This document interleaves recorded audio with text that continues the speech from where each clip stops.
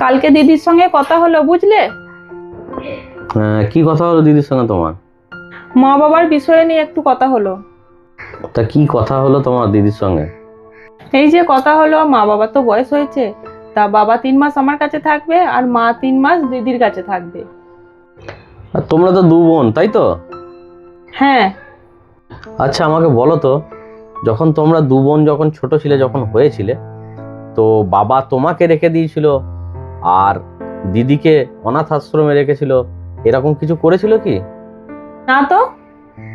তাহলে বাবা মা শত অভাব সত্ত্বেও তোমাদের দু বোনকে কিন্তু একই সঙ্গে রেখে মানুষ করেছে। তারা কিন্তু তোমাদের সঙ্গে এইরকম করেনি যে তোমাকে বাড়িতে রেখেছে আর দিদিকে অনাথ আশ্রমে পাঠিয়ে দিয়েছে, দিয়ে তোমরা দু বোন বড় হয়েছে, এরকমটা তো নয়। দু বোনকেই যতই অভাব যতই অভিযোগ এসছে সংসারে, একসঙ্গে নিয়ে বড় করেছে। তো তোমরা দু বোনে বাবা মাকে ভাগাভাগি করতে চাইছো কেন? দেখো, যদি বাবা মাকে দুজনাই যদি আমি রাখি, তাহলে সংসারে খরচাটা অনেক বেড়ে যাবে, অনেক ভারী লাগবে। কিন্তু দুজনা যদি ভাগাভাগি করে মা বাবাকে রাখি, তাহলে ওরও চাপটা কমবে, আমার চাপটাও কমবে। প্রায় সব সংসারে এই একটা সব থেকে বড় সমস্যা। বাবা মারা তাদের সন্তানকে, তিনটে হোক চারটে হোক, ছেলে হোক মেয়ে হোক যাই হোক, কষ্ট সৃষ্টে যেভাবে হোক তাদেরকে কিন্তু কোনোদিনই সঙ্গ ছাড়া করে না বা কাজ ছাড়া করে না গো। নিজের কাছেই যত কষ্টই হোক রেখে দিয়ে মানুষ করে। কিন্তু ছেলে মেয়েরা বড় হয়ে কি করে যে নিজেদের খরচা বেশি হয়ে যাবে বাবা মাকে একসঙ্গে রাখলে, কি বাবাকে রাখলে কম খরচা হবে, এই রকম ধরনের ভাবনা চিন্তাগুলো যে কি করে আসে আমি জানি না। আর তাছাড়া আমি তোমাকে কোনোদিন কিন্তু বলিনি যে তুমি যদি তোমার বাবা মাকে নিয়ে এসে আমার বাড়িতে রাখো আমার সমস্যা হবে। আমার কোনোদিনই সমস্যা হবে না।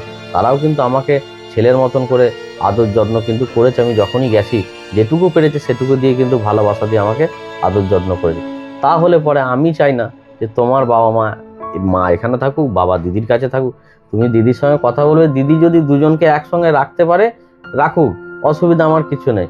যদি না রাখতে চায় তুমি কিন্তু আমাদের বাড়িতে নিয়ে আসবে, ঠিক আছে? ঠিক আছে, তুমি যে এই কথাটা বললে আমার খুব ভালো লাগলো। আমি এই কথাটা ভাবছিলাম, কিন্তু তোমাকে বলতে পারছিলাম না যে সংসারে এত খরচা, আবার তোমার মাথার উপর আমার বাবা মায়ের বোঝা চাপিয়ে দেবো।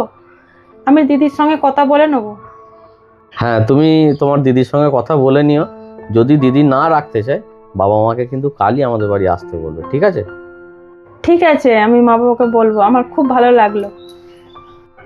এই ভিডিওটার মাধ্যমে আমি এইটাই বোঝাতে চাইলাম যে সবাই, 3 ভাই 4 ভাই 5 ভাই ভাই হও, বাবা মাকে কোনোদিন আলাদা করো না। ওরা কষ্ট পেলে কিন্তু তোমার সংসারে কোনোদিন উন্নতি হবে না।